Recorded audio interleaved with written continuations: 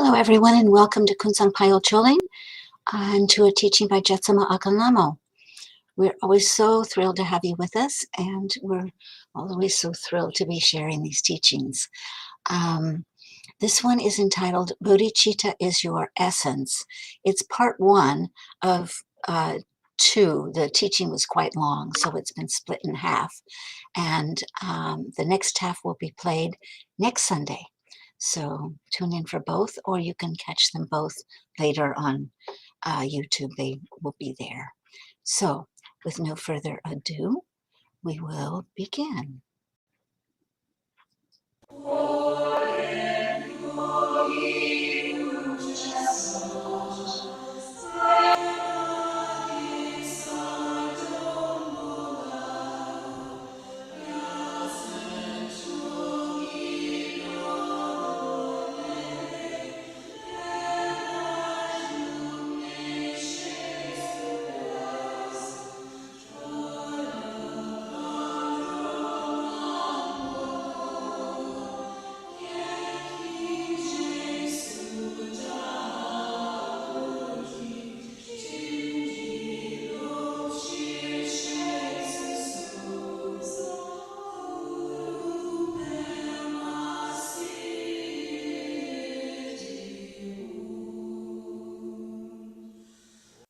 Bodhicitta is the one subject that is taught from the first moment that one enters onto the path until the last moment before one really engages in completion stage practice.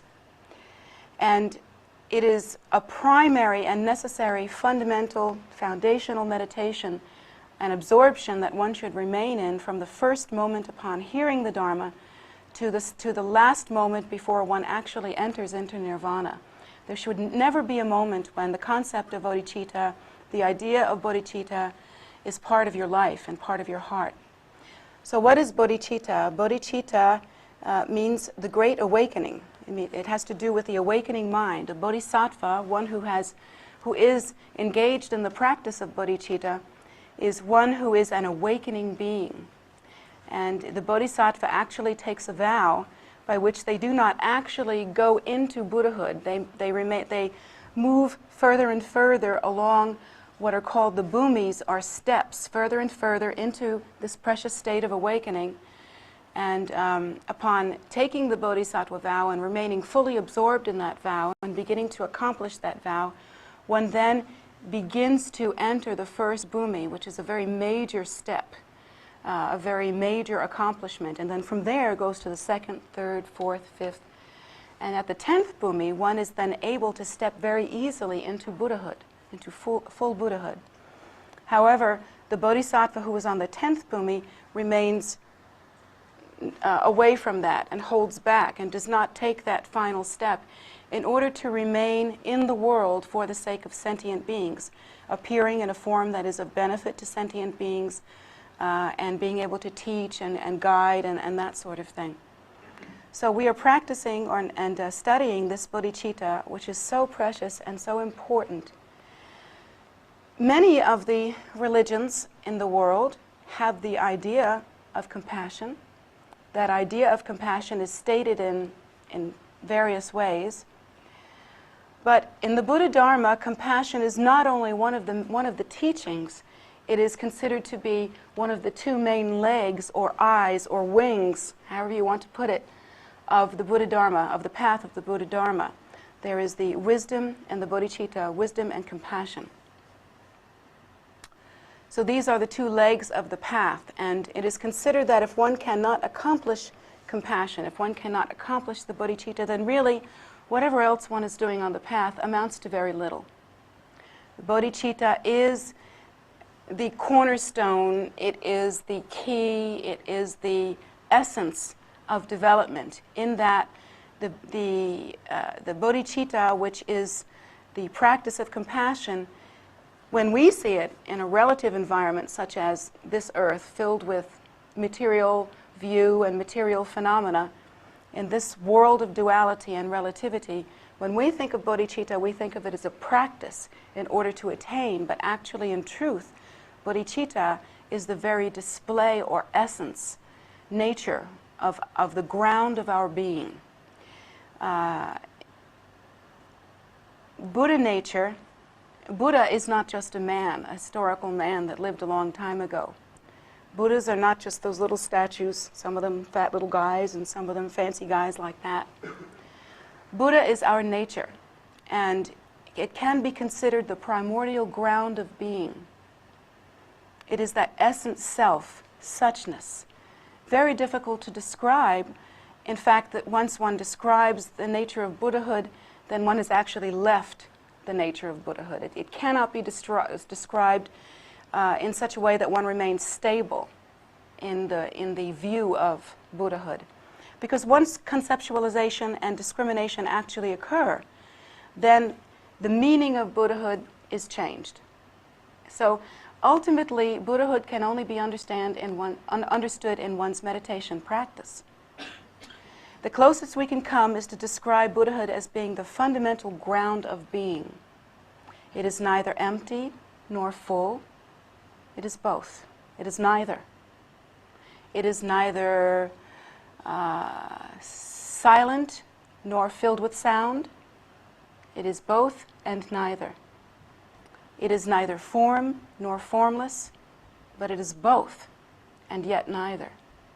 Buddhahood is that ultimate mystery that cannot be described in terminology that we understand, because our terminology requires duality. It requires us to separate ourselves from that which we describe, as though we were an audience.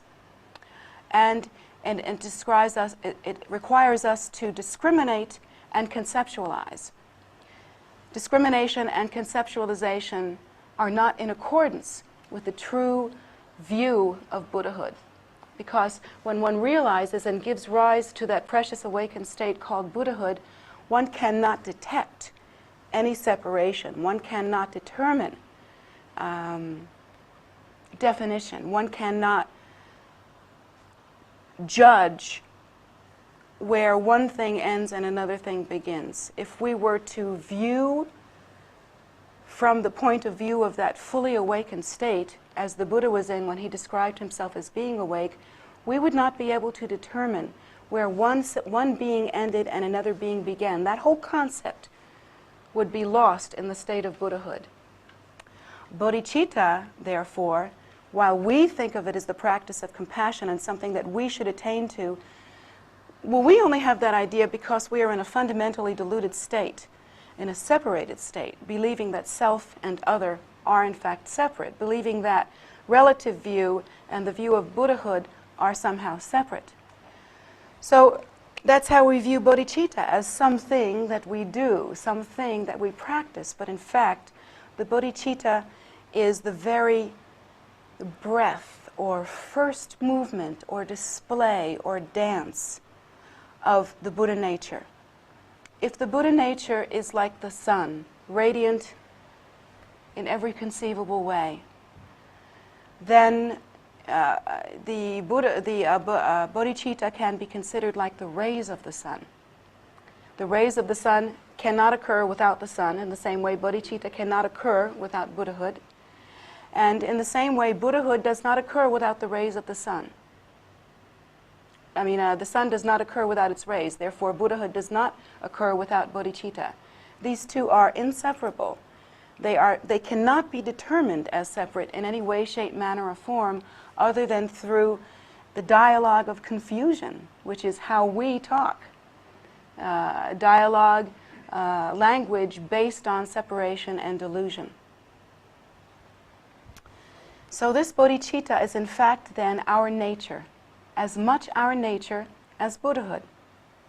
We are in our nature this fundamentally compassionate reality. Buddhahood itself has no other capability other than that of bodhicitta. Yet it has within itself all potential, unborn, and yet spontaneously complete. This is the great mystery and cannot be understood in language. Our language betrays us in this way. Even as I speak these words, there's probably a little voice in some of your heads that's saying, doesn't add up, not possible. How can that be so? I haven't seen it, I haven't smelt it, I haven't touched it. And that's true because the five senses are extensions of our ego, and they are meant to interpret and measure our egocentric experience, about which we already have preconstructed beliefs. But Buddhahood has nothing to do with that. Buddhahood is simply the primordial wisdom ground of being. It contains all potency, all potential. It is unborn and yet spontaneously complete. How to understand that? Certainly not with the intellect. Only experientially, eventually, as one moves forward in one's practice. And the Bodhicitta is like that too. Within the Bodhicitta is every potential. The Bodhicitta is inseparable from Buddhahood, as I've said, in the same way as the sun's rays are inseparable from the sun. It is the same essence, same nature. So within the Bodhicitta, that is also our nature, is all potency, all potential, and yet the Bodhicitta as well, while it is spontaneously accomplished and fully complete, is as yet unborn. When we understand the language of bodhicitta and begin to understand what it is that bodhicitta actually is and put it into our practice, at first there is a kind of distance and a kind of confusion that naturally occurs. But that occurs because we ourselves have not had that kind of experience yet. We have not tasted our nature, and we have not tasted what it's like when the mind remains absorbed and stable in that nature, how it is that this bodhicitta then naturally arises. Literally, if somehow you could magically remain absorbed in the fully awakened state the way the Buddha was when he described himself as awake, or I should say the way the Buddha is, everything that you would do, every activity that you would engage in, every interaction with any sentient being that you would have, would naturally be completely in accordance with the bodhicitta. So the teachings that we have from the path of Dharma, from the Buddha himself, these teachings tell us that, in fact, when one has attained realization, when one has attained the state of awakening, no matter what, now this is the big if though, if one has attained enlightenment, if one has attained this precious awakening, then all of one's activities from that time forward are naturally that of the bodhicitta, no matter what they look like. Now again, during the course of this retreat, I have described that for Americans particularly, sometimes the activity of the lamas can be confusing, because the lamas will sometimes engage in wrathful compassion. Sometimes, and this has happened to me, and I know for my students, it has happened to you as well. Sometimes the lama will see, because of the karma and the love and the concern, loving concern between the student and the teacher, the lama will see in their meditation that some terrible obstacle has arisen in the mind of the student, or in the path of the student, or in the life of the student in some way. Maybe it's an obstacle to the student's life. Maybe it's an obstacle to the student's path. Maybe it's simply something like a brick wall with where the student will meet up with their habitual tendency and not be able to make much progress. Then oftentimes, if there is the right kind of karmic relationship, if the causes have been given rise to, and if the devotion is there, and all of the different catalytical necessities are in place, then the lama will engage in wrathful activity in order to cut this obstacle. Let's say, for instance, and this often occurs, that the lama sees that within the student's mind some negative, non-virtuous karma has been catalyzed or been drawn to the surface or begun to ripen. Then the lama will see that this could be dangerous. And oftentimes the lama will be very wrathful. How does that work? Well, first of all, the lama will do that skillfully, in such a way that eventually the lama knows what the student's capacity is, you see. So someday, eventually, even if not at first, the student will fully understand the lama's gracious activity. And even though wrathful activity has occurred, the student will remain fully devoted, fully respectful, fully loving, and confident in the Lama's kindness. That pure inner posture is a posture of true devotion, purity, spirituality in every sense of the word. That, how can you say it? That kind of confidence and Vajra courage, because it takes a tremendous amount of Vajra courage when the Lama takes all of your habitual tendencies and all of your issues and smacks you in the head with them, to continue with love and confidence. Now, if the student is lacking in a certain kind of virtuous karma or virtuous ripening to benefit them at that particular time, and also perhaps is having the ripening of some non-virtuous karma, that interaction between the Lama and the student may turn it around, and can turn it around just like that. Because of the student's capacity, primarily, even in the face of such a difficult situation, to remain fully devoted, fully confident, and fully vulnerable to continue. Vulnerable means opened up and not protected. In order to continue on this path of compassion and wisdom, and that determination, that Vajra courage, is such a tremendously virtuous inner posture to remain in, that often this negative tendency or negative event will be cut. And this has definitely happened to me, as I've described once or twice before, where my own teacher, out of the clear blue sky with no seeming cause, began to be very angry at me and accused me of something that I would never do. I mean, it's just so far. It would be the equivalent of my accusing you of murdering babies with chainsaws. It's just so far from reality. It could never be true. So my teacher began to really be angry at me and just scolded me and raged at me to the point where I was shaking in my shoes. I was unbelievably terrified. And then when he felt this obstacle had been cut, he just stopped and he said, "Okay, well, we're done now. Try not to get mad. See you later." Sort of like that. Try not to get mad. I was trying not to make my own gravy, if you'll excuse the expression. I was terrified. I've never been so terrified in my life. And I barely shuffled myself out of the room. And then I realized that physically I felt completely different. And I realized something had changed radically. And I went to my other teacher, who was also here. Two of my main teachers were here. And he said, "Oh yeah." He said, "His Holiness saw an obstacle to your health, and he cut it." And interestingly, from that time forward, I felt about 10 years younger. The ultimate facelift.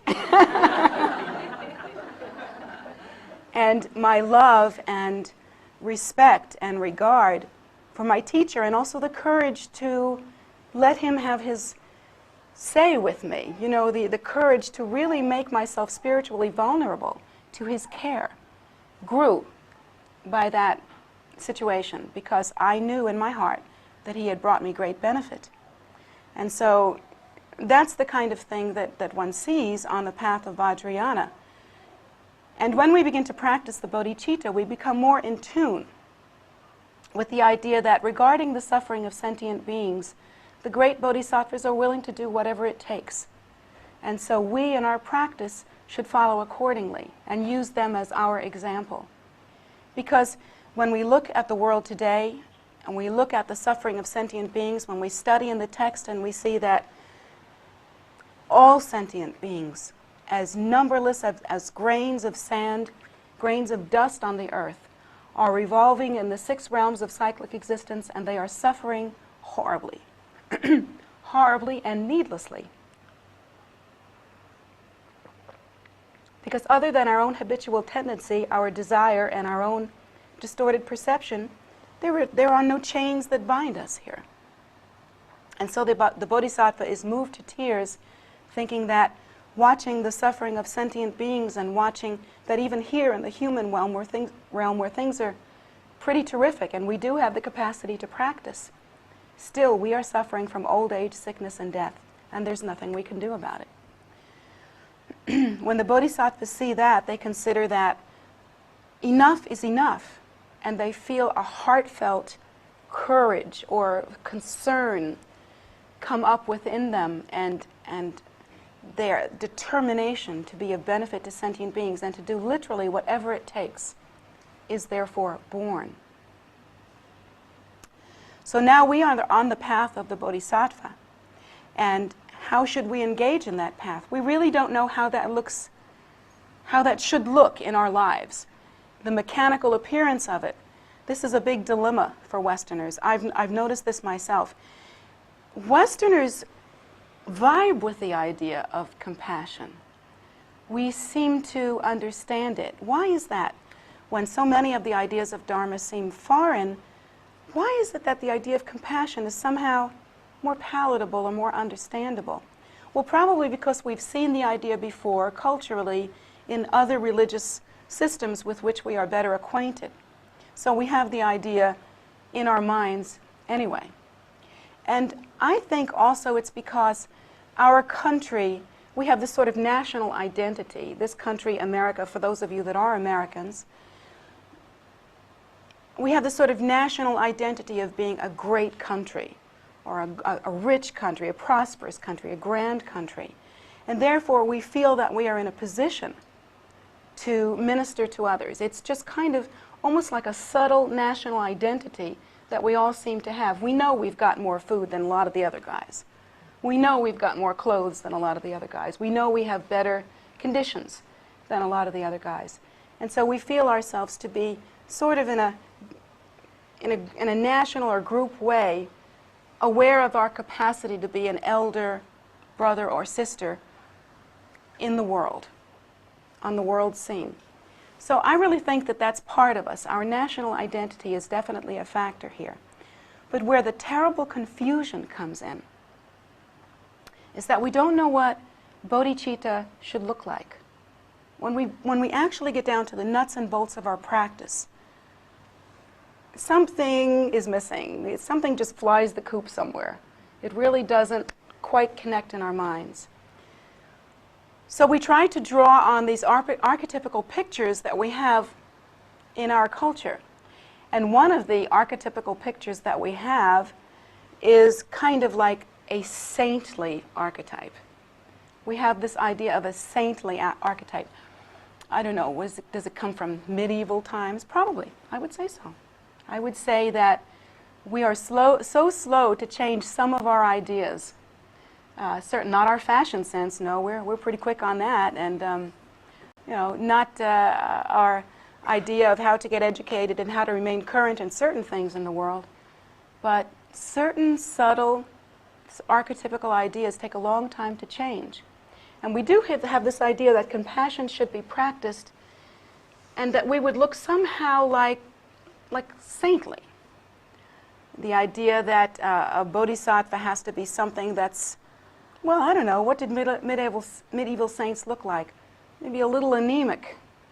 You know, like if you were too robust, maybe if you had a pint too much blood, you wouldn't look, very saintly. You'd just look, like Tashi over there. He's a monk, but does that look like a saint to you? I mean, look at this guy. Looks like he could belly up to the bar, knock back a few. I don't think I pass for a saint either. I think I look like a makeup expert or something, a beautician. So we have these pictures, and our saintly image is, well, somewhat anemic. We have this idea that saintly people should never really let out a good guffaw, have absolutely zero capacity to find anything truly amusing, most especially not themselves. And Lord knows that saintly types have no capacity to laugh at themselves. In fact, all they're able to do, for the most part, is to roll those eyes ever skyward and look pure. Does this look pure? So we have some kind of weak, ridiculous idea, actually, of what sainthood, of what compassion ought to look like. Well, I don't think compassion looks like that at all. I think compassion can look like a banana, if that's what sentient beings need. I think compassion can look like a puppy dog, if it brings comfort to sentient beings. I think compassion can look like exactly whatever it takes without judgment. That's what I think compassion can look like. And actually, all the teachings about the great bodhisattvas is that they will literally appear in any form, whatever, in order to bring benefit to sentient beings. They, and even in the Guide to the Bodhisattva's Way of Life, which I hope each and every one of you will buy a copy of at some point. In that particular text, there are many prayers, and these prayers are beautiful and just heart-wrenching.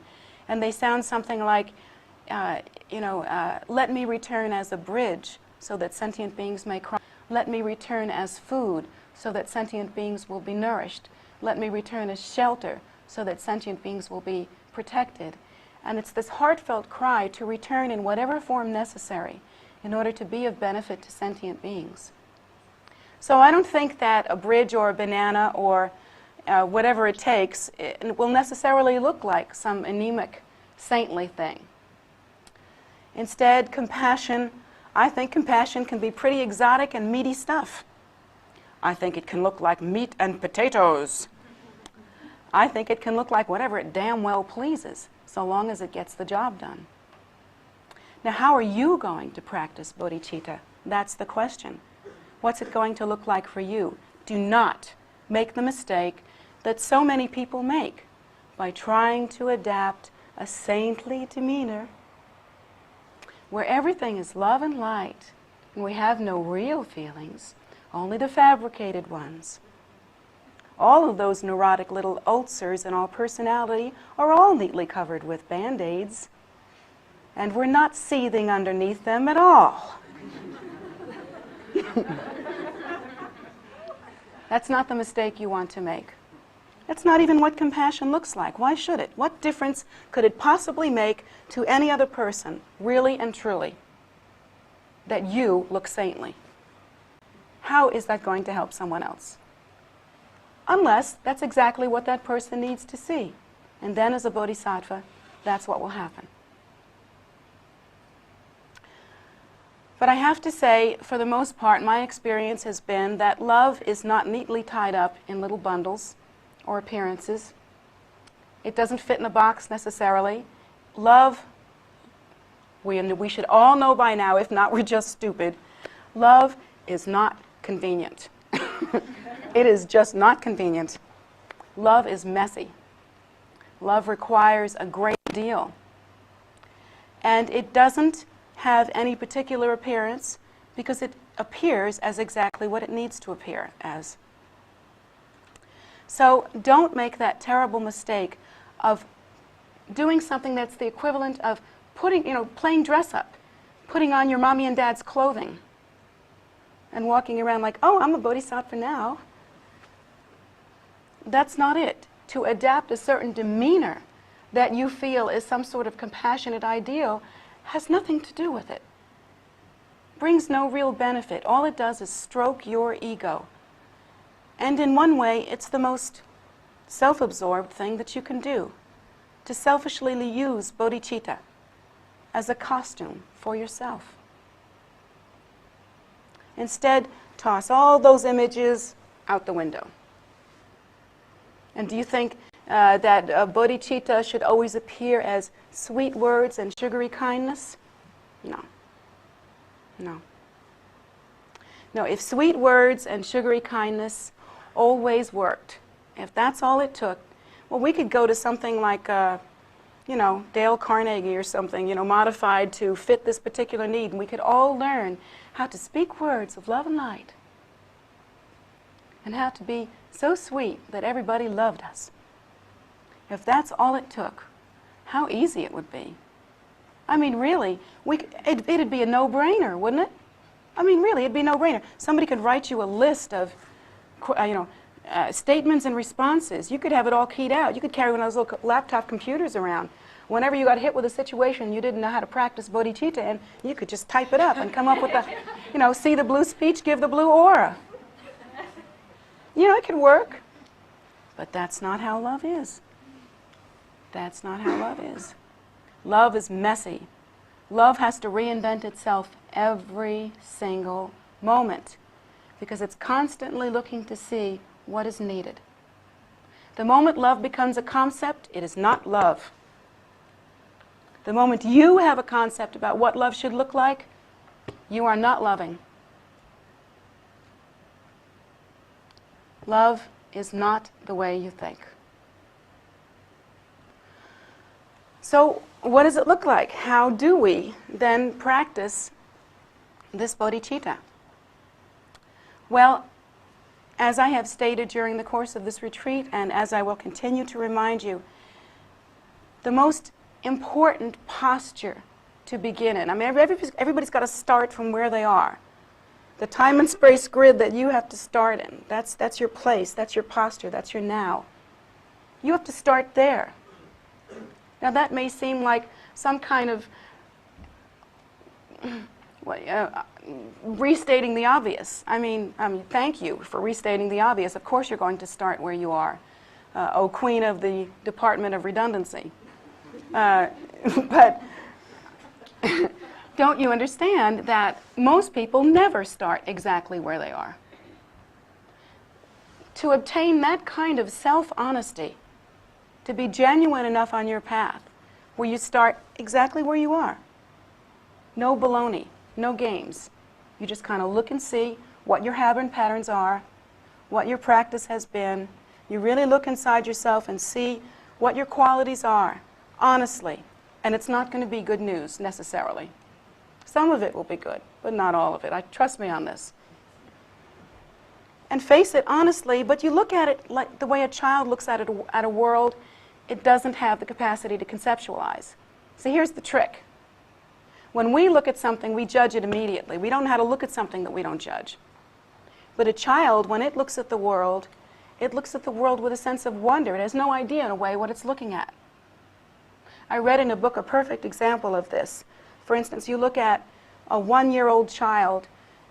They might be outside on the grass, you know, playing in their yard, and they'll look up and they'll see an airplane in the sky. And the 1-year-old child has no idea what that is. They'll stop dead in their tracks because have you ever seen a little 1-year-old do this? If it's a low-flying plane, stop dead in their tracks. Like, they can feel this vibration. You know, they feel this. They have no idea where it's coming from. They don't even know where to look. And then they stop like that, and then suddenly they just sort of chance up, and it's just like, you know, and they see this thing, and they don't know it's a plane. They see it, they point, go, oh, you know, or shiny, and it's moving, and they remain completely absorbed in it until it reaches the end of the sky. And then it's gone, and they just go, wow, you know, in baby talk, of course, you know, whatever their particular way of describing that is. But now by the time a child is 3 years old, and that's just 2 years later, by the time a child is 3 years old, the child is going to hear the noise, know where to look up at the sky and go, airplane. Now, back to whatever I was doing. That wonder, that freedom to reinterpret, to actually see everything, is gone. Literally, from that point on, we never see another airplane. So it's like that with all of our ideas and concepts, and particularly our concepts about ourselves, our concepts about love, these subtle concepts. We have very little understanding as to how to look at ourselves and to see ourselves fresh and new so that we can determine how to give rise to the bodhicitta within our lives. That takes a great degree of self-honesty. I'll tell you what, if you are not willing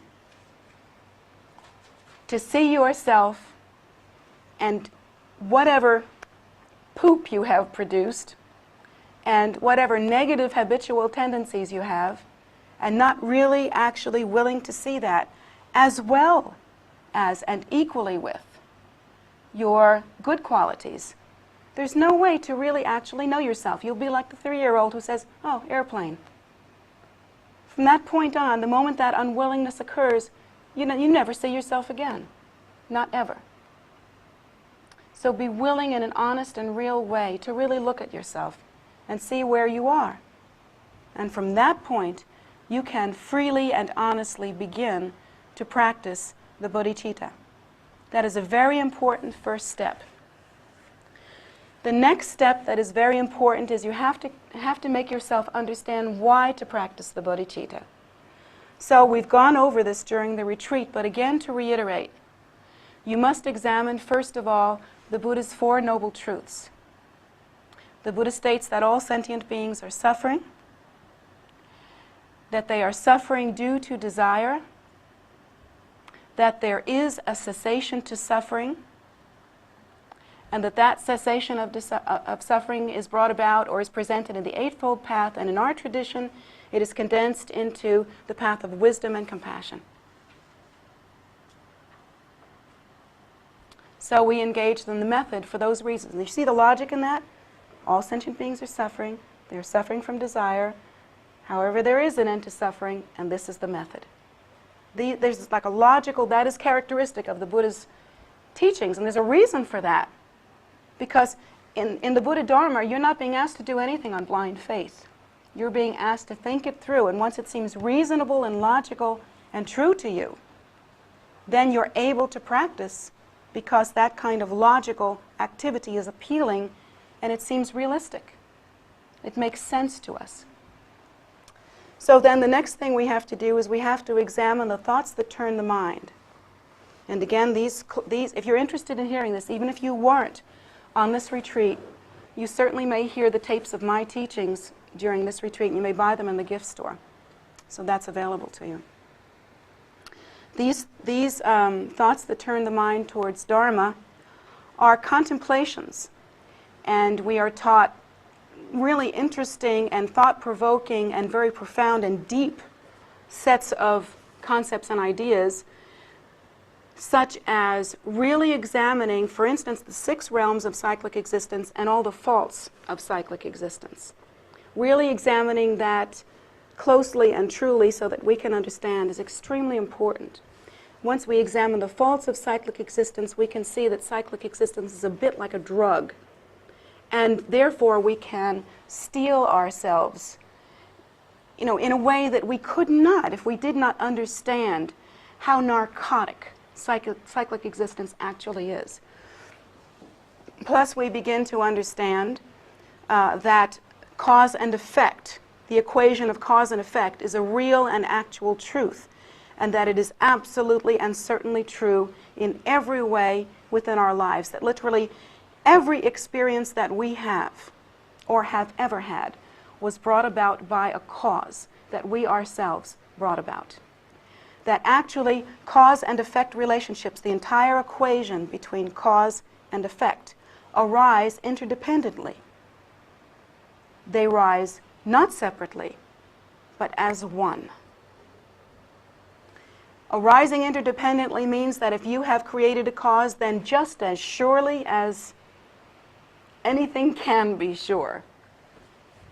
Now, I don't want to play those little Zen-like mincing words with you, but just as sure as it can be, if you have given rise to the cause, you will live through the effect. Trust me on this. It can be modified, it can be delayed, it can be subdued, it can be dealt with effectively through certain kinds of practice. But you still will realize the effect of any cause that you have produced. Now, learning that particular teaching and really examining cause and effect relationships, really examining that virtuous karma, for instance, brings about happiness and good result. Virtuous causes, rather, virtuous activity brings about happiness and good result. That non-virtuous activity, no matter how it looks at first, always brings about unhappiness and suffering. An example I want to use quickly of that is, let's say, if you stole a car. At first you might have a great time riding around in the car, but eventually that event will either ruin your life, if not this one, but in some time, if not now, then it's surely in the future. it will make suffering and unhappiness for you, and it will not be worth it. But you won't know that because you won't connect unless you have the training that cause and effect relationships are actually related. So that's another thing that we learn, again, on the Buddhist path, is the great skill, if we practice this, of thinking in full equations. Do you know that most of the suffering in our lives is because we cannot think in full equations? We think like chickens, you know. Buck, buck, bagok, I'll do this. Buck, buck, bagok, I'll do this. Over here, this is happening. Over here, this is happening. You know, I'll do this and this is happening. And it's all to us. It's as disconnected as whatever. We just don't get it. But the Buddha Dharma teaches us to think in full equations. So now we're thinking in full equations and we're turning our mind towards Dharma, and that is a necessary step towards really giving rise to the Bodhicitta, because we have to be able to realize cause and effect relationships in order to do this. These are mental disciplines that I'm suggesting that you engage in. You must be asking yourself, well, what has this got to do with compassion? I mean, how can this possibly make you feel more compassionate? Well, one of the things that you need to understand in order to understand how this will help is that compassion is not an emotion. Bodhicitta is not an emotion. It doesn't exist on that dense a level, if you can understand. I mean, it's just like not that dense of a thing. It's the emotional level. Emotions are actually a reaction. If you take perception, delusion, duality, confusion, samsara, hatred, greed, and ignorance, all of those things that are characteristic of samsara, and you shook them up in a jar, the bubbles that you would get, like the bubbles from soap, are roughly the equivalent of emotions. Emotion is like the result of conceptual proliferation, sort of whipped up into a very exaggerated state. That is emotion. It is reactive. Bodhicitta really has nothing to do with that. So when we begin to give rise to the bodhicitta, we do so first of all through mental discipline.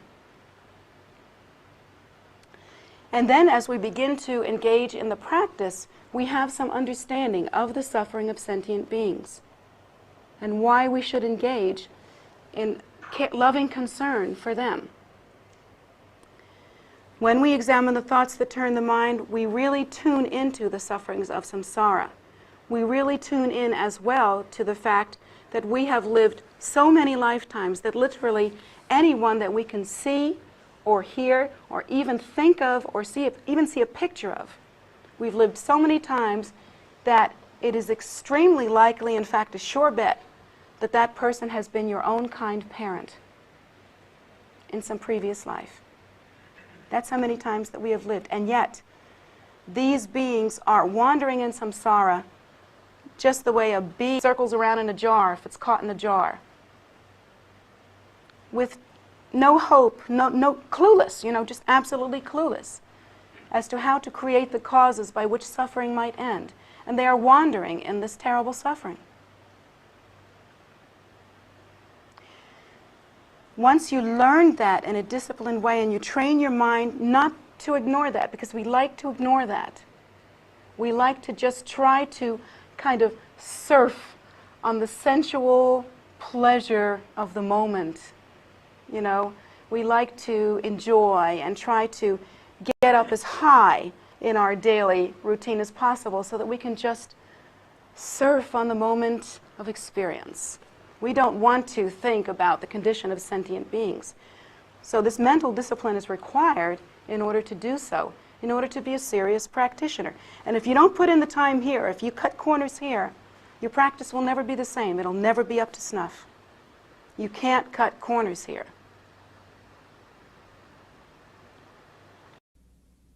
Nanda Dhamma Dawa Vayu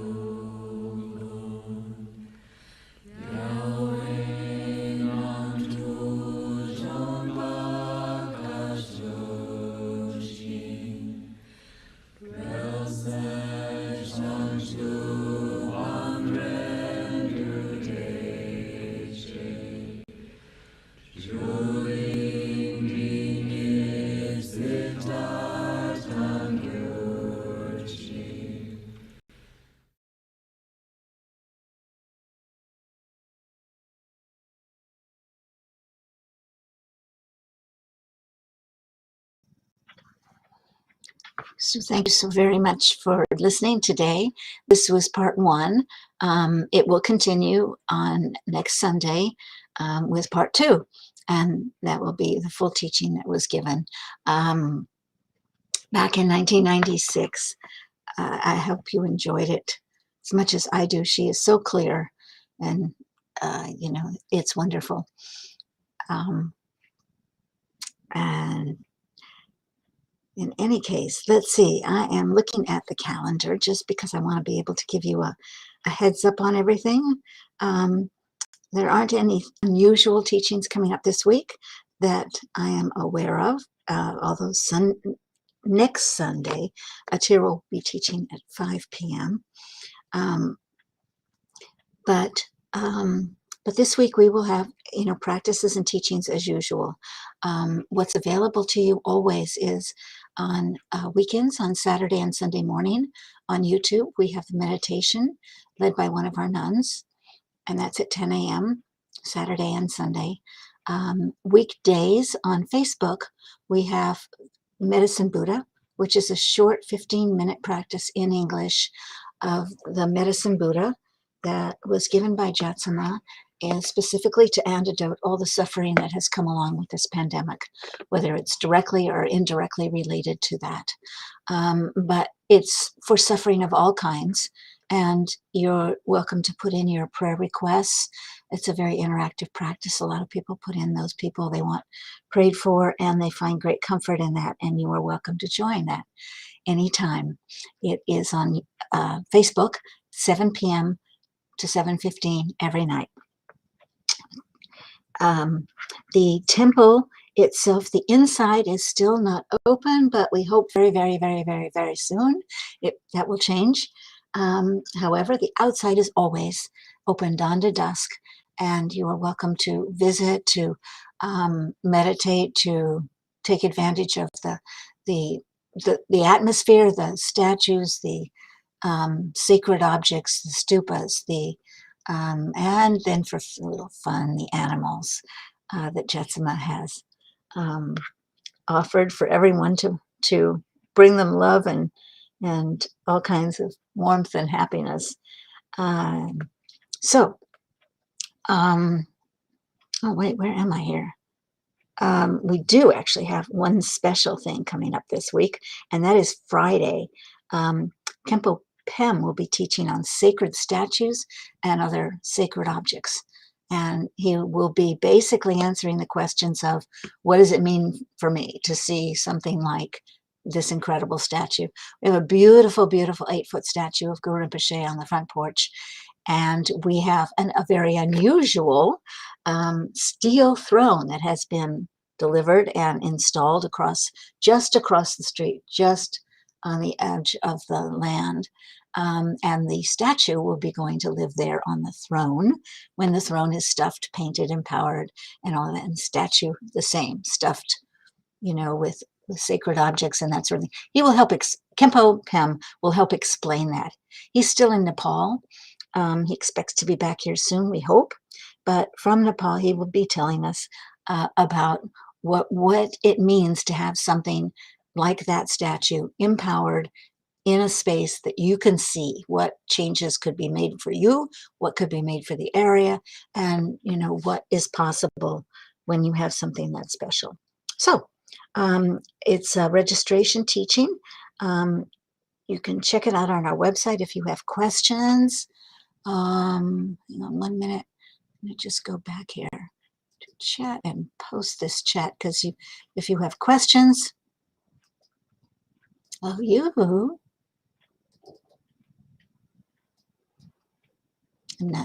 not having it. It is not being helpful to me right now. There we go. Well, I thought I was. Questions, you can email kpc@tara.org. I'm sure there are going to be announcements both on Facebook for sure and YouTube. I don't know about on YouTube. We don't really announce about this. And we hope you can come and join us. It will be on Zoom, and it will be Really, really interesting. That much I've got to say. So, with all of that, you're welcome to join our practices. If you go on our website and you are able to find the events, you can find the calendar, and that will give you an idea of what practices we're doing and when and where, and what format they will be displayed on. Meanwhile, we want you to all to stay safe. We want you to come as often as you can.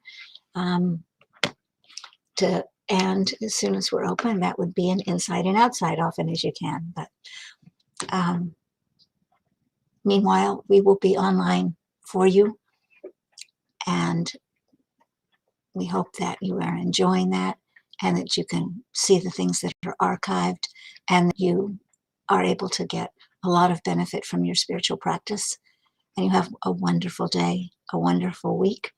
Until we see you again, but just take care of yourselves and take care of others, and we'll get through this. Lots of love to everyone.